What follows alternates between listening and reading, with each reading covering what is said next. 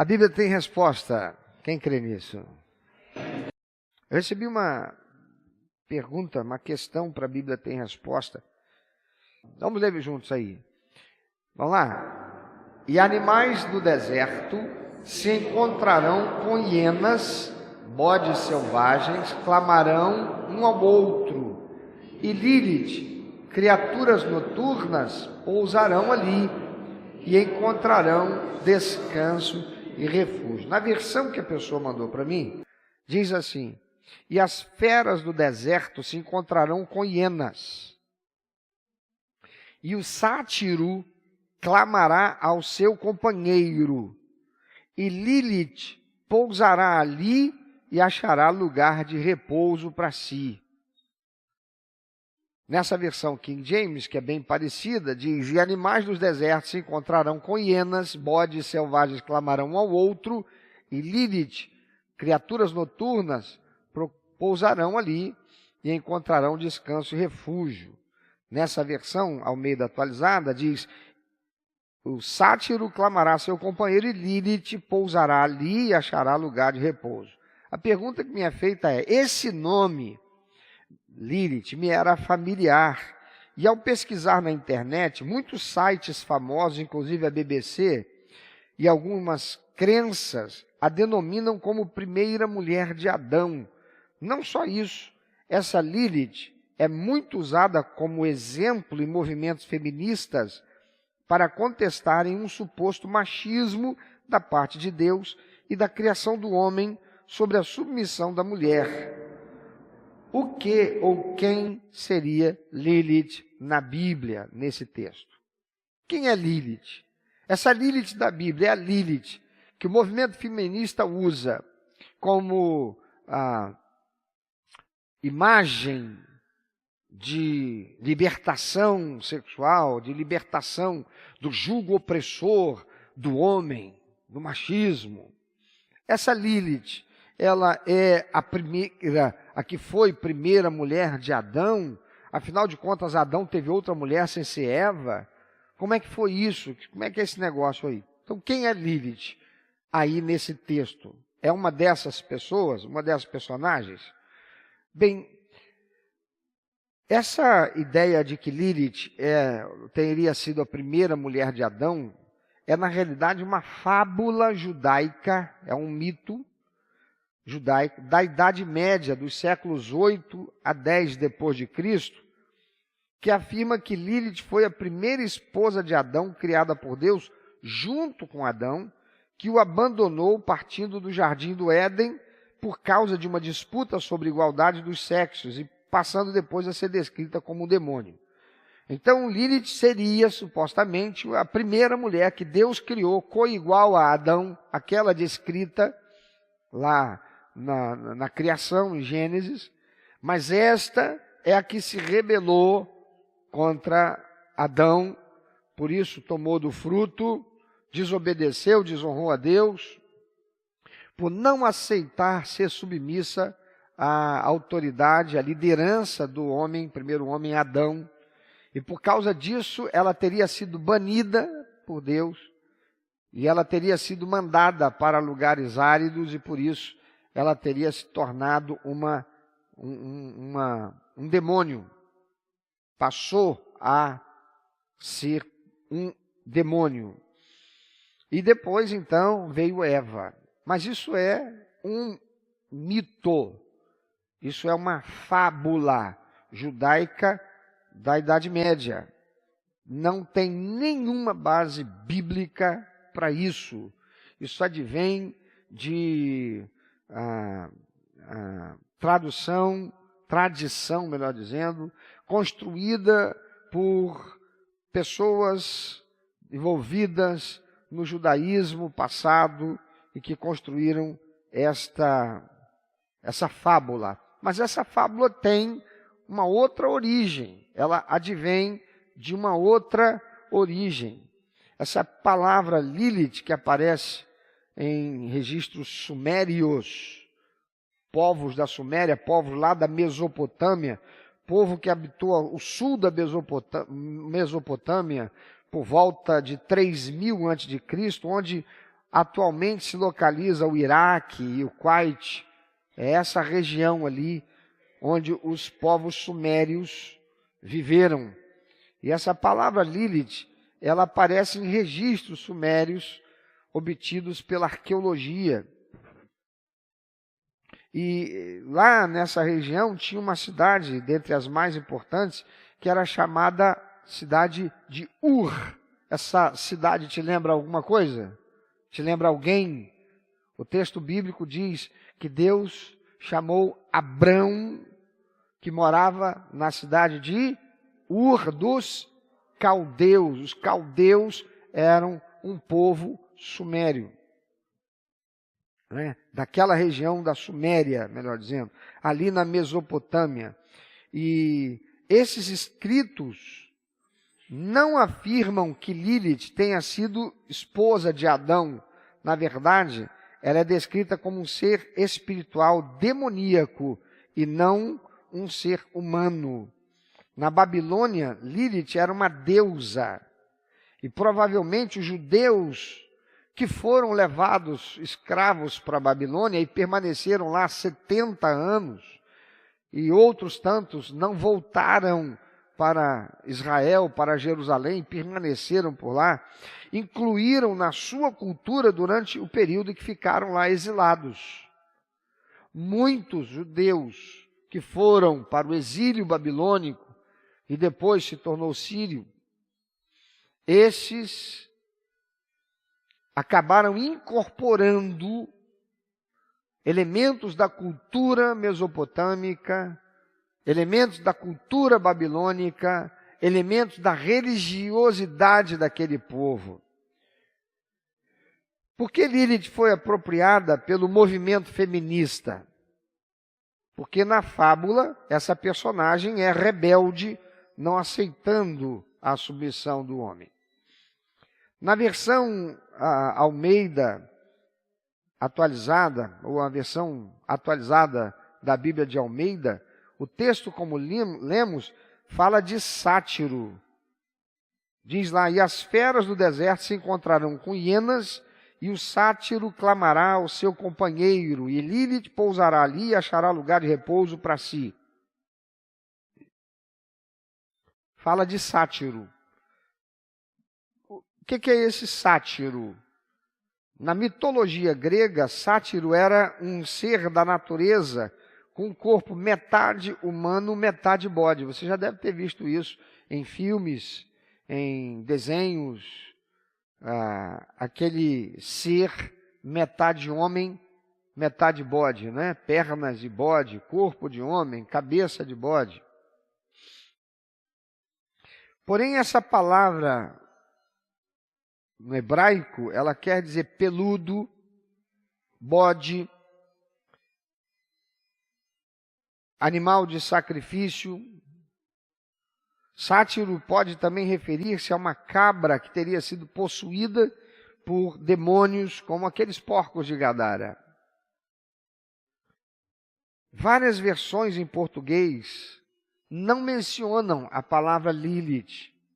Por exemplo, na versão revista e corrigida, diz, e os cães bravos se encontrarão com os gatos bravos, e o sátiro clamará ao seu companheiro, e os animais noturnos ali pousarão, e acharão lugar de repouso para si. Fala do sátiro, mas não fala Lilith. Na NVI diz, e os cães bravos se encontrarão com os gatos bravos, e o sátiro clamará ao seu companheiro, e os animais noturnos ali pousarão, e acharão lugar de repouso para si. A tradução de Darby diz assim em Isaías 34:14, e ali os animais do deserto se encontrarão com os chacais, e o bode selvagem clamará ao seu companheiro. A Lilith também se estabelecerá ali e achará para si um lugar de descanso. Observe o leitor, observe você, que o termo Lilith é mencionado em conexão com animais. Todo esse texto menciona animais e fala de lugar árido, um lugar desértico, um lugar de desolação. Por que existem algumas palavras na Bíblia que são difíceis de serem entendidas? Mesmo hoje, em 2023, as palavras permanecem ali na Bíblia. É que alguns trechos do Antigo Testamento foram escritos em aramaico, na língua aramaico, textos como dos livros de Esdras e de Daniel. Quero te perguntar, o livro de Esdras retrata qual tempo na história do povo judeu? Esdras. Esdras fala do retorno do povo que estava escravizado em Babilônia, sim ou não?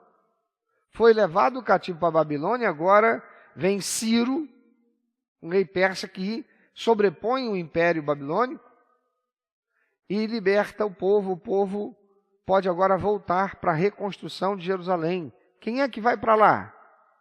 Esdras, que era um sacerdote. Tem que reconstruir o templo do Senhor.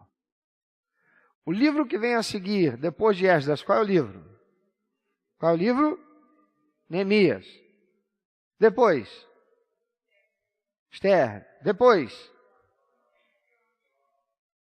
Jó. Depois, Salmo. Olha que interessante. Depois, Provérbios. Depois,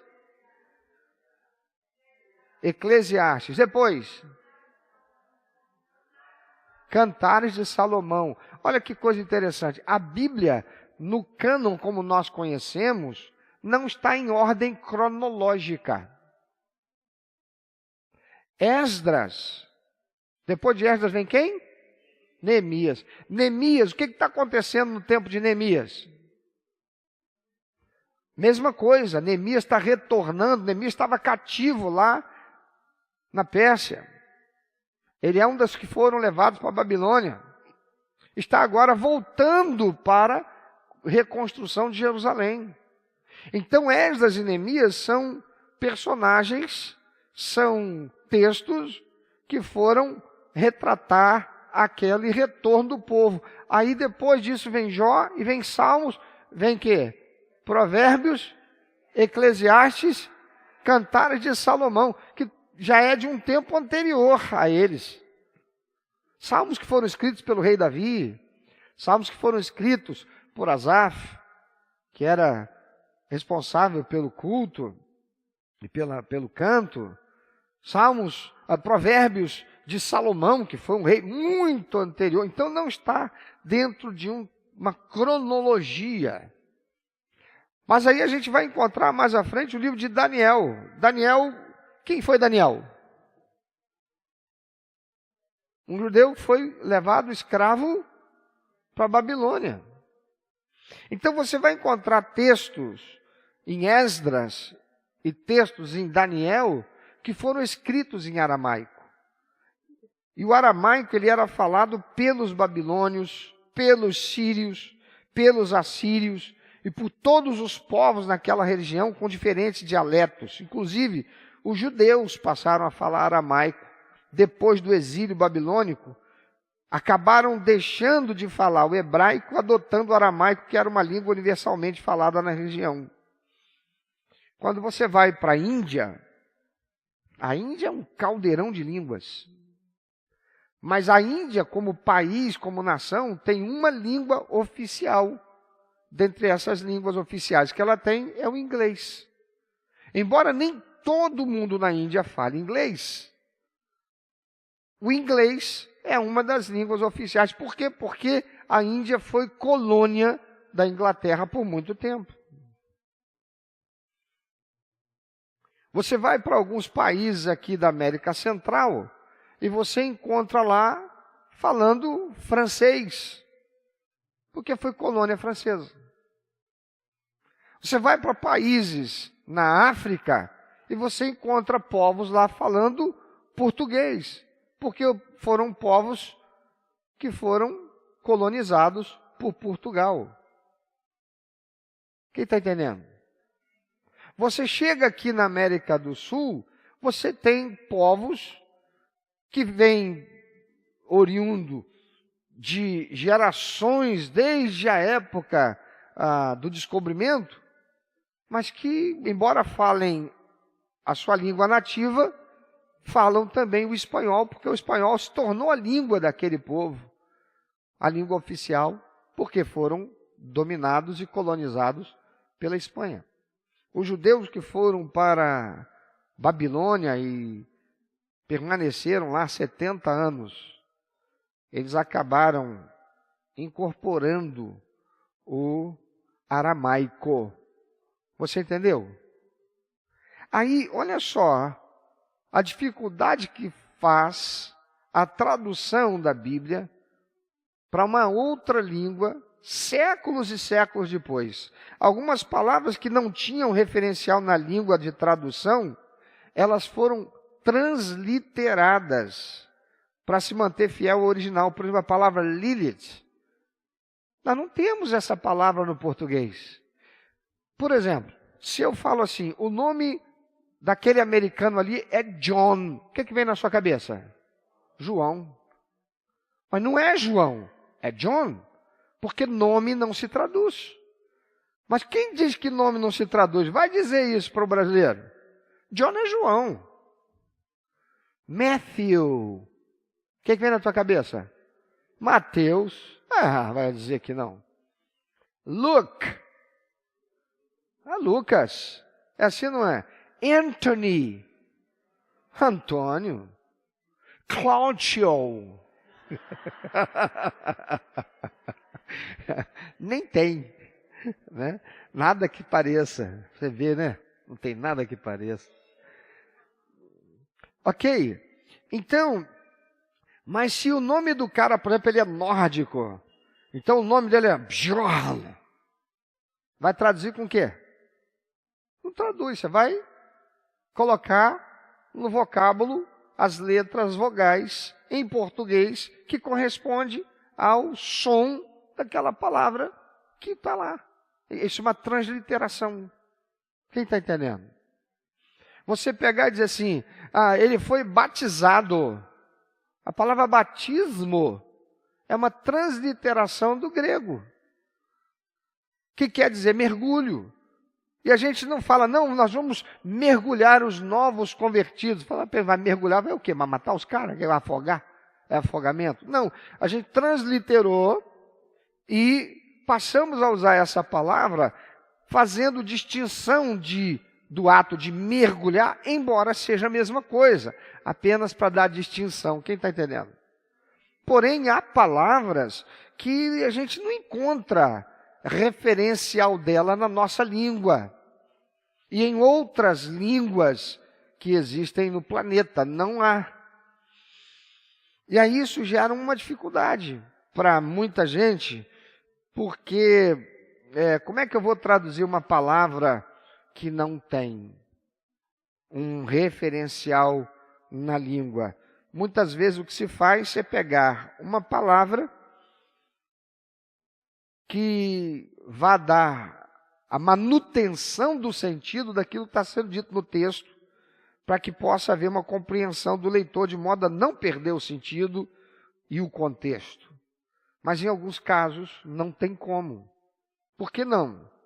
Alguns animais, por exemplo, foram de difícil tradução.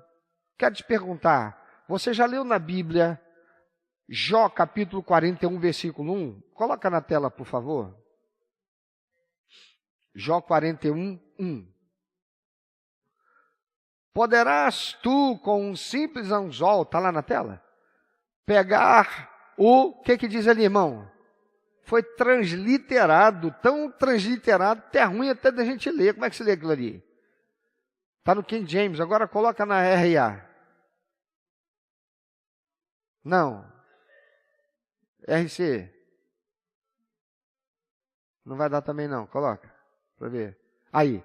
Poderás pescar com anzol o Leviatã, ou ligarás a sua língua com a corda? Leviatã. O que é Leviatã? Coloca no King James de novo, esse mesmo texto. Olha lá. Olha como é que a King James traduz Leviatã. Leviatã. Com W. Que não era nem letra do nosso alfabeto. Né? Você vai encontrar esse mesmo Leviatã em Salmo 74, 14. Coloca lá, por favor. esmagaste as cabeças do Leviatã e o serviste de alimento aos habitantes do deserto. Esmagaste a cabeça do Leviatã. Leviatã é um bicho, né? Tem que ser. Vamos ver o que diz Salmo 104, 26. Por eles singram os navios e também o Leviatã que criaste para com ele se divertir. Leviatã, o que é Leviatã? Parece aí um animal de estimação, de diversão. O que é esse Leviatã? Não sei, você sabe. Isaías, capítulo 27, versículo 1. Então, naquele grande dia, punirá Yahvé o Leviatã, o monstro marinho, a serpente veloz, com o golpe de sua espada poderosa, decidida e severa. O Senhor aniquilará em pleno mar a grande serpente que se torce e se enrola. Veja, Leviatã, nós não temos esse animal ou um correspondente dele para a nossa língua. Então ele acabou sendo traduzido em várias traduções diferentes, como crocodilo, como monstro marinho, como dragão ou como serpente, mas que não se sabe exatamente que animal era esse. Provavelmente é um animal que já não exista mais, talvez seja um animal já extinto. Nós temos em nosso tempo animais que se extinguiram no século retrasado, no século XX, no século XIX, que nós temos animais, inclusive, que a fotografia dele ele não existe mais. Alguns animais na Austrália, no princípio do século passado, existiam e deixaram de existir. Não existem mais. Alguns tiveram até foto feita, fizeram a foto dele, mas acabou. Não existe mais não. A gente só sabe que existiu porque tem foto. Sabe como ele era porque tem foto. E aí? Como é que traduz isso? Por exemplo, Jó capítulo 40, verso 15. Atenta, pois, para o Behemoth, esse hipopótamo estranho que eu criei, da mesma maneira que criei a ti, ele se alimenta da relva como boi.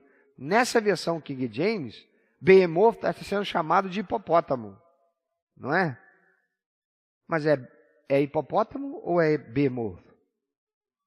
Coloca na outra versão que traga essa palavra. Contempla agora o Behemoth que eu fiz contigo, que come erva como boi. O que é esse Behemoth? A gente não sabe. Não existe uma descrição. Então, não se sabe de que animal esse está falando. Aí faz-se tradução usando-se um animal que dentro do contexto tenha uma semelhança, embora não se saiba exatamente como ele é. Nós devemos nos lembrar, queridos, que os autores usados por Deus, eles estavam escrevendo na língua falada pelo povo do seu tempo e usando o que era conhecido pelos ouvintes do seu tempo. Daí nós termos alguma dificuldade na tradução de algumas palavras, o que não afeta o entendimento do princípio e do valor expresso na revelação sagrada. Vou dar um exemplo. Consideremos o nosso tempo presente, hoje. Como é que alguém, lá no ano 3000, nós estamos em 2023, então daqui a 77 anos, como é que alguém lá nos anos 3000 traduziria uma frase escrita hoje que dissesse assim: e o diabo da Tasmânia pareceu muito feroz? Como é que seria traduzido essa? Como é que seria compreendido isso? Se lá naquele tempo, se lá nos anos 3000, não houvesse qualquer referência a esse animal, nem na cultura local, talvez por ele ser extinto, assim como registro da sua existência. Isso é praticamente impossível, porque nós estamos numa época em que existe muito material produzido de audiovisual e que está aí registrando. Mas você quer ver uma coisa? Quem se lembra aqui, no século passado, ou foi princípio desse século, o ISIS, aquele grupo islâmico fundamentalista, entrando em alguns países do Oriente Médio, destruindo todos os registros arqueológicos existentes, entrando em museus e quebrando tudo, destruindo, colocando fogo em papiros, fogo em artefatos arqueológicos importantes que foram encontrados, destruindo tudo. Quem se lembra disso? Lembra? Imagina que eles tivessem conseguido destruir tudo e não mais existisse sequer nenhum registro fotográfico, visual ou de áudio, explicando, falando daquilo que foi encontrado. 1000 anos depois, 500 anos depois, quem é que ia saber do que estivesse falando? Quem está entendendo?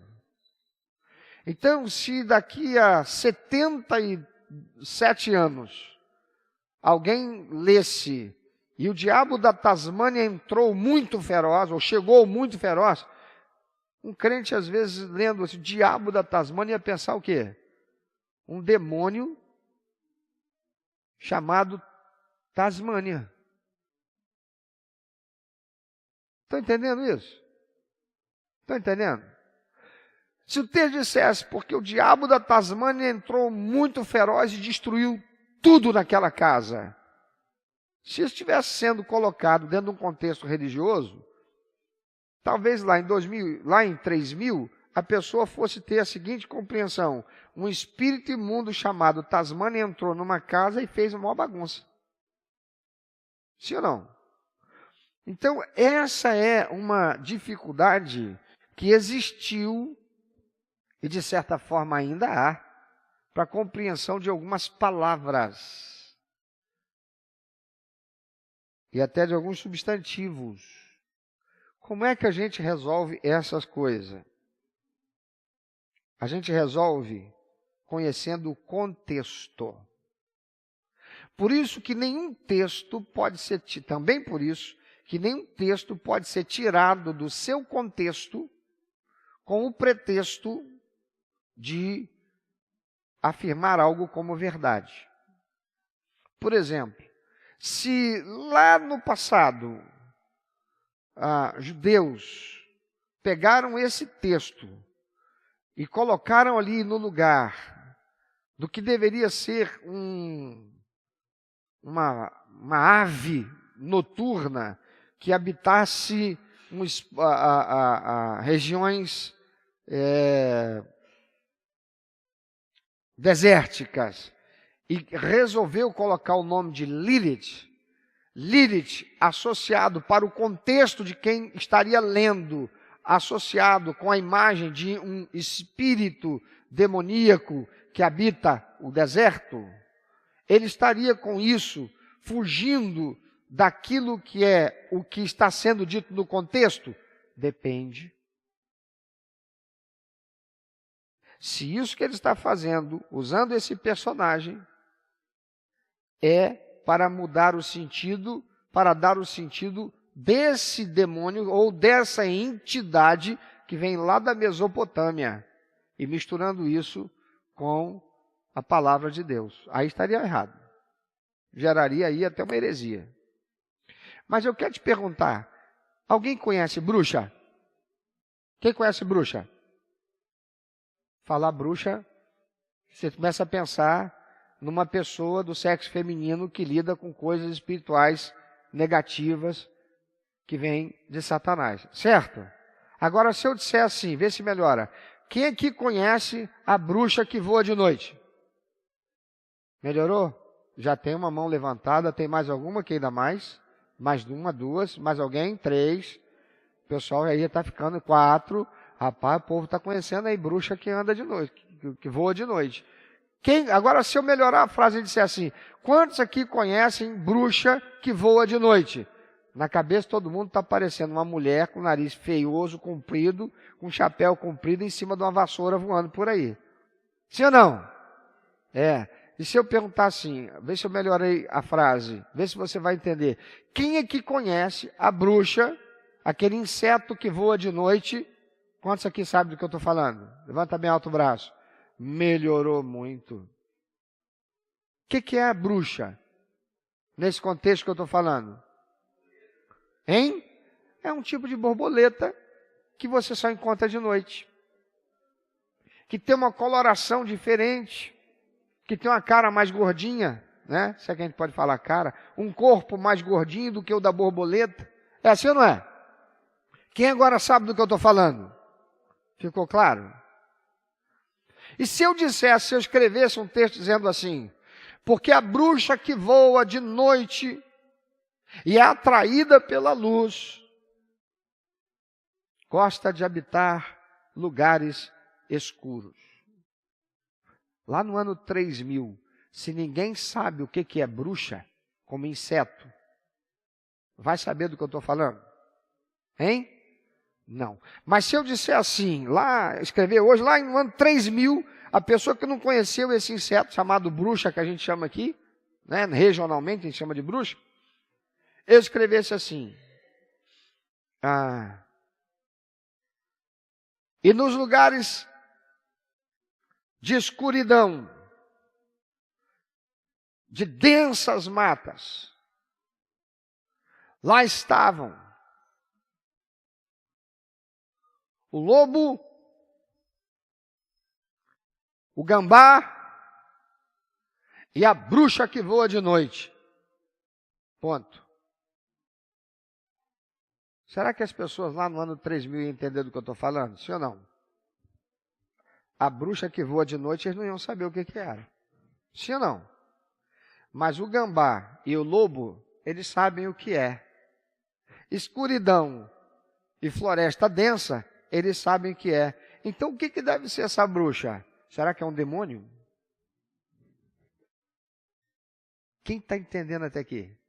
Quem já entendeu onde eu quero chegar? Ok? Então, lá atrás, alguém pegou e colocou Lilith. Porque quem estava ouvindo, entendia. Naquele tempo ali estava entendendo. Mas quando a gente vai para o contexto, e nesse texto, o profeta Isaías, ele está prevendo a completa destruição de Edom. De modo que apenas bestas habitarão os escombros daquela terra, daquelas cidades, incluindo hienas, bodes e esse animal traduzido por sátiro e a tal Lilith, que foi transliterada em algumas versões ou apresentada como demônio, muito provavelmente foram animais que nós não temos mais qualquer referência posterior na cultura por ter se perdido nos tempos pós-babilônicos. O que importa é o contexto. E o contexto, o que está sendo dito ali é que Edom se tornaria uma terra desolada, sombria, desértica, como consequência da sua contumaz e constante rebeldia contra Deus. Edom vem de Esaú, um dos filhos de Jacó. Jacó teve 2 filhos, Isaac. Isaac teve 2 filhos, Esaú e Jacó. Esaú foi chamado de Edom, que quer dizer vermelho. E ele vai dar origem aos edomeus. E a terra onde ele vai habitar vai ser chamada de terra de Edom, ou nação de Edom. E é desse povo que Deus está falando através da boca de Isaías. Está dizendo, deixará de existir.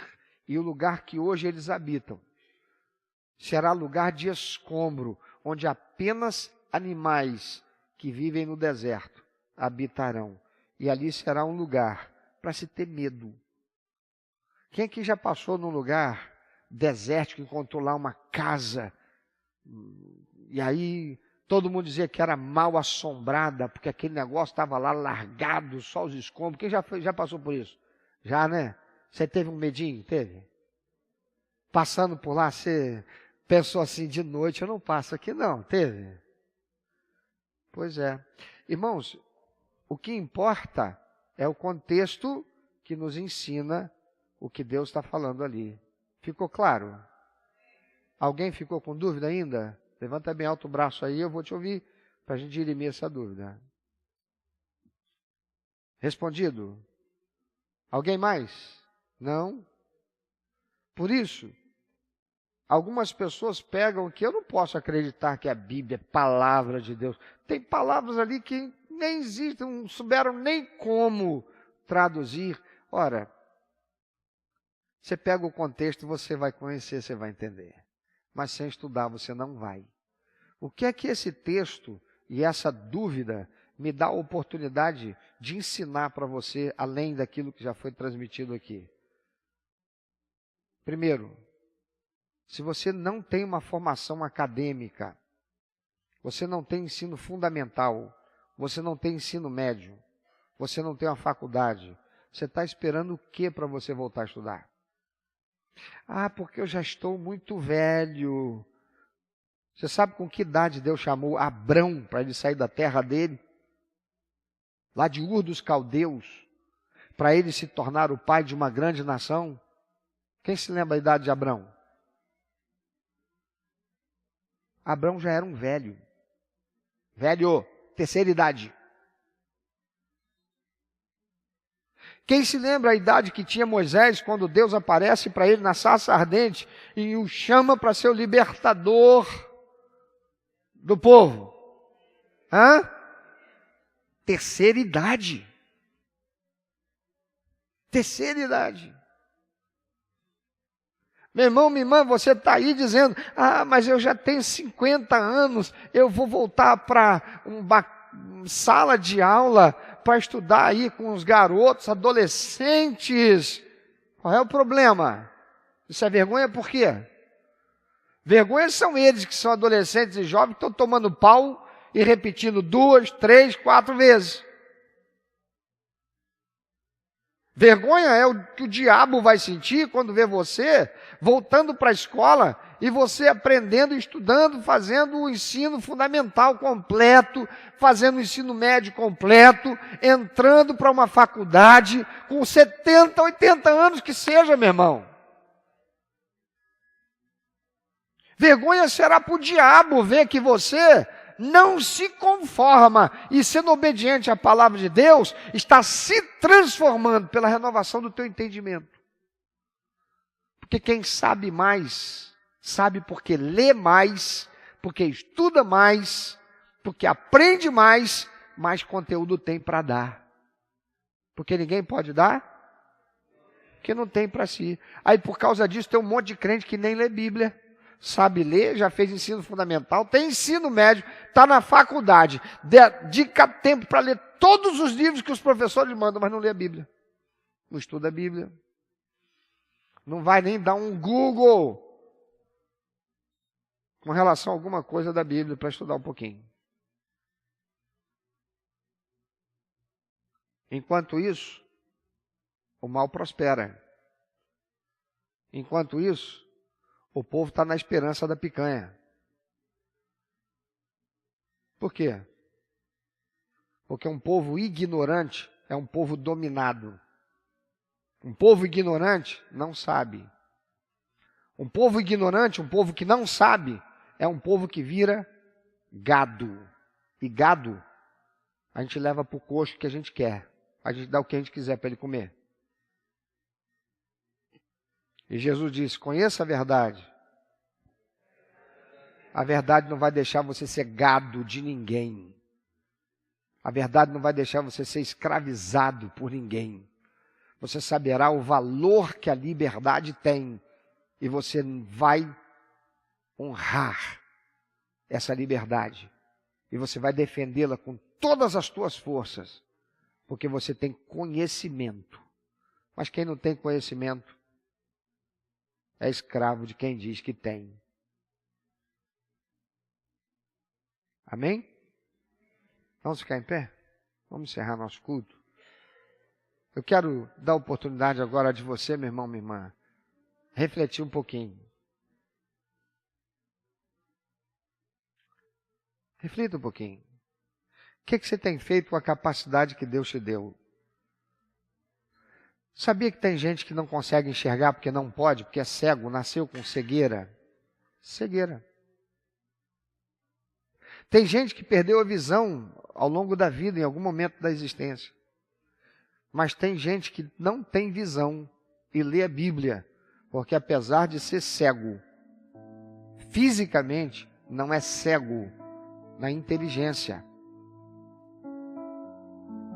Procurou fazer um curso de braille, procura ler livros em braille, procura ler a Bíblia em braille. O que é justificativa para a gente se fazer ignorante a respeito da verdade que liberta? Palavra de Deus. A palavra de Deus diz que nós somos mordomos. Deus nos deu coisas extraordinárias. Você pode enxergar, você pode ler, cara. Você tem um cérebro que funciona. Você não tem um problema cerebral.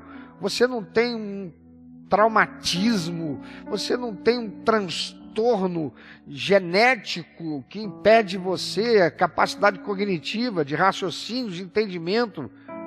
Então o que impede você de estudar e se tornar alguém mais capacitado para servir melhor a Deus? Tudo aquilo no que eu invisto, pensando no reino de Deus, eu estou fazendo com inteligência. Eu estou sendo inteligente. Por quê? Porque Deus investe em quem investe. Sabia disso? O Senhor disse assim, um homem entregou 5 para um, 2 para outro e 1 para o outro dos seus empregados e foi fazer uma viagem e disse, agora vocês administram isso aí que eu vou viajar. Quando ele retornou, aquele que tinha 1 enterrou. Ele não fez nada com o talento que ele recebeu. O Senhor pegou e mandou, pega aquele 1 desse que não fez nada e dá porque tem 5, que com os 5 que ele recebeu, ele fez mais 5. O Senhor Deus investe em quem investe. Tem tanta gente esperando bênção de Deus, tem tanta gente esperando prosperar, tem tanta gente esperando crescer, viver no mais, mas não investe. Não é investir dinheiro, não. É investir vida. É investir a capacidade, o dom que você tem de enxergar. É investir a capacidade que você tem de entender as coisas. Você tem o cérebro, está aí, você está me ouvindo, está entendendo tudo que eu falo. Volta para um banco de escola, vai estudar. Vai fazer um ensino fundamental, não interessa. Ah, mas vou chegar na turma lá, tem um bando de adolescentes, vão ficar me chamando de titia, de titio, de coroa, e daí? Você está lá para agradar quem? Volta para o banco, vai para o banco de escola, vai fazer um ensino médio. Vai para a faculdade. Poxa, mas eu com 70 anos eu vou para a faculdade. Eu com 59 fui fazer uma pós-graduação, eu não quero parar não. A gente não pode parar. Enquanto tiver fôlego, enquanto tiver vigor, enquanto a gente tiver talento para usar, vamos investir para o reino de Deus. A gente vai parar um dia. E a palavra do Senhor diz assim, ó, trabalha agora, enquanto é tempo. Porque haverá tempo. Você não vai mais poder fazer nada. E esse tempo é quando a gente morrer. Aí não adianta querer fazer mais nada. Então vai estudar. Vai ler a Bíblia. Vai participar do grupo pequeno.